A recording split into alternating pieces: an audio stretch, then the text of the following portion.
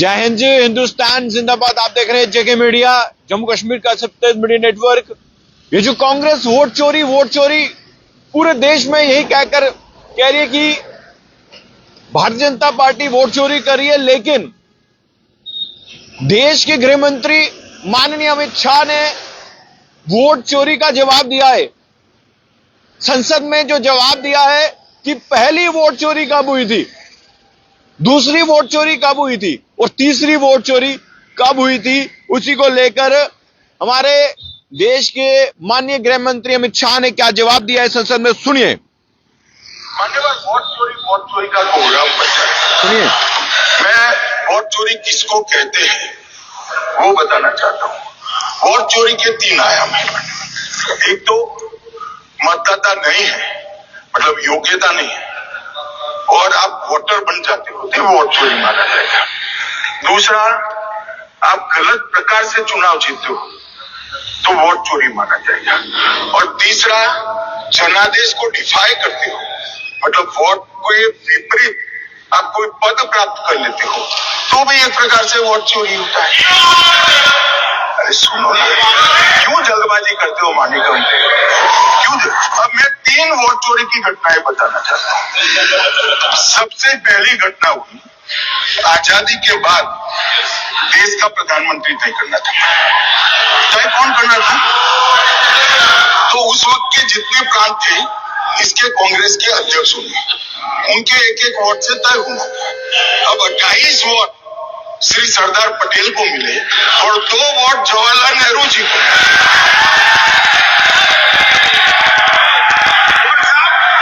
और साहब प्रधानमंत्री जवाहरलाल जी बने। सुनिए, ये थी पहली चोरी। अब दूसरी सुनिए।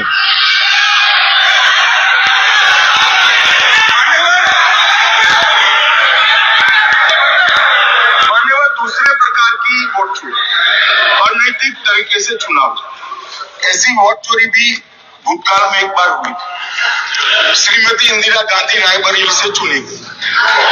इलाहाबाद हाईकोर्ट में श्री राजनारायण पहुंचे कि चुनाव नियमों के अनुसार नहीं हुआ। इलाहाबाद हाईकोर्ट ने ये तय कर दिया कि श्रीमती गांधी ने उचित तरीके से चुनाव नहीं चुना है, हम इसको रद्द करते हैं।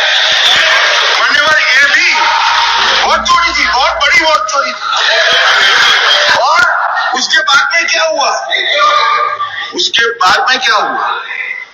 बाद में वो वोट चोरी को ढकने के लिए संसद में कानून लाया कि प्रधानमंत्री के खिलाफ कोई केस ही नहीं हो सकता। मैं विपक्ष के नेता को कहना चाहता हूं, इम्यूनिटी की बात आप चुनाव आयोग की पूछ रहे हैं, इसका तो मैं जवाब दूंगा इम्यूनिटी का। मगर ये इम्यूनिटी जो श्रीमती गांधी ने दी थी, इसके लिए आपका क्या कहना है? और उन्होंने तो स्वयं के लिए ले ली। उनका आरोप है, ऐसे नहीं चलता।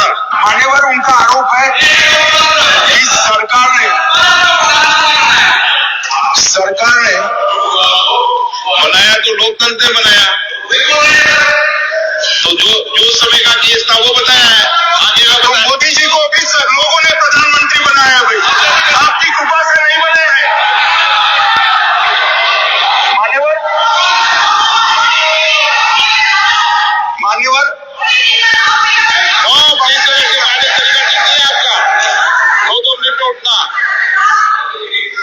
मान्यवर, विपक्ष के नेता ने कहा कि आपने चुनाव आयुक्तों को पता नहीं है इतिहास।